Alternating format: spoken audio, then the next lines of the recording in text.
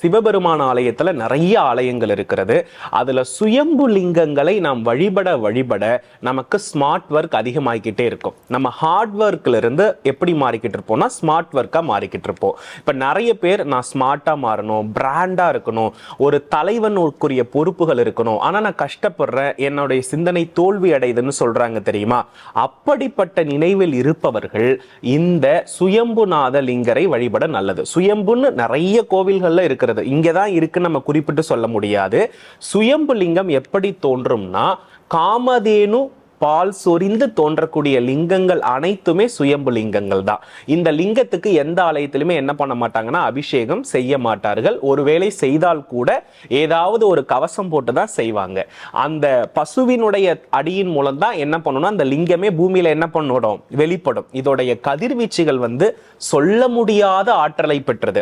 ஆகாயத்தில் இருக்கக்கூடிய சூரியன் கிட்ட நம்ம நெருங்க எப்படி முடியாதோ அது போல சுயம்பு லிங்கத்தினுடைய சக்திகள்கிட்ட நம்மள என்ன பண்ண முடியாது, நெருக்கிக்கவே முடியாது. அந்த அளவுக்கு ஆற்றல் மிக்கது.